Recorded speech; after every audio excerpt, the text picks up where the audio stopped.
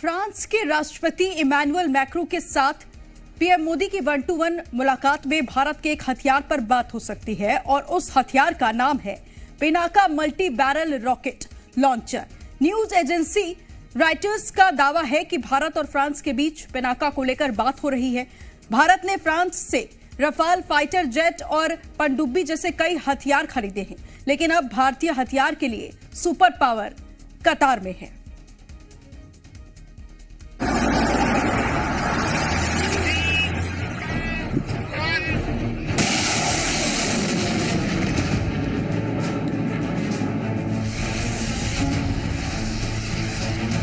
भारत के घातक स्वदेशी रॉकेट सिस्टम पर मोदी मैक्रो के बीच बात होगी।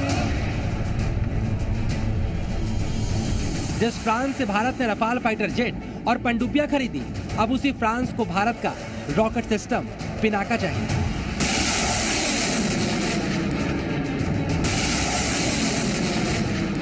अगर ऐसा हुआ तो भारत का पिनाका एक साथ कई नए रिकॉर्ड बना देगा।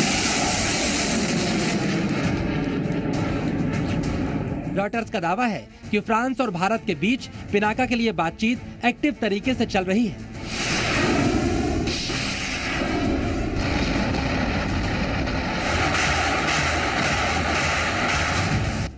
पिनाका एक ऐसा हथियार है जिससे दुश्मन के ठिकानों पर बहुत कम वक्त में कई रॉकेट बरसाए जा सकते हैं। ऐसे दावे किए जा रहे हैं कि फ्रांस की सेना के पास इससे मिलता जुलता कोई हथियार नहीं।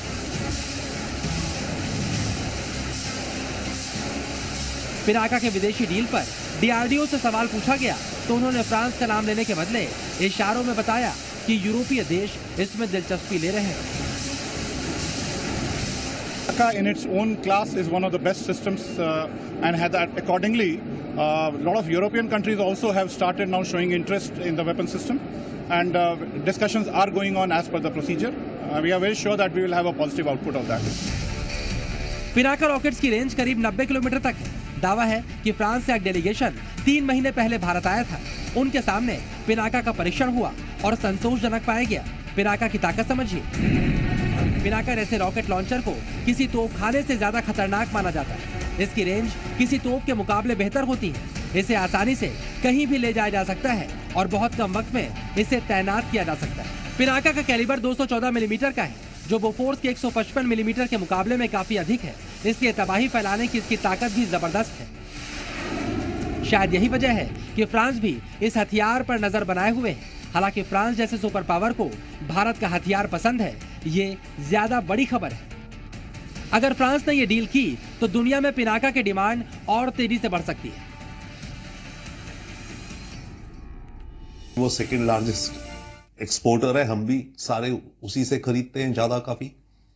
अब वो देश हमसे रिवर्स पे माल खरीद रहा है और वो भी एक वेपन सिस्टम, ये एक बहुत बड़ी बात है। ये इंडिकेट करता है कि भारत की मैन्युफैक्चरिंग और कॉस्ट और क्वालिटी जितने भी दुनिया में और सिस्टम्स हैं उनसे बेहतर रही होगी, तभी तो फ्रांस हमसे ले रहा है। विदेशी शक्तियां इसे खरीदना चाहती हैं और जाहिर है कि इससे भारत का जो डिफेंस का एक्सपोर्ट है वो लगातार बढ़ा है। भारत का को इससे आर्थिक रूप से भी बड़ा लाभ हो रहा है। भारत अपने डिफेंस इक्विपमेंट्स के माध्यम से अपनी सेनाओं की शक्ति को, अपने डिफेंस पोस्चर और पोजीशन ऑफ स्ट्रेंथ को अपने एडवर्सरीज के विरुद्ध वो सशक्त और मजबूत तो बना ही रहा है। पिनाका का हमला घातक होने की वजह है इसकी रफ्तार।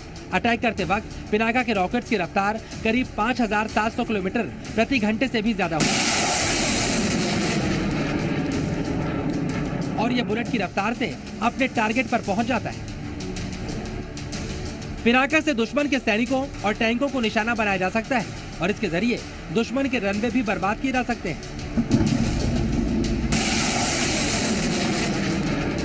Pinaka multi barrel rocket launcher system को आप छोटा पैकेट बड़ा धमाका भी कह सकते हैं।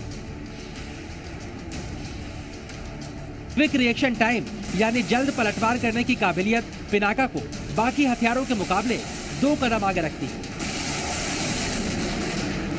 अब यही ताकत भारत से एक्सपोर्ट होकर दूसरे देशों तक पहुंच रही है।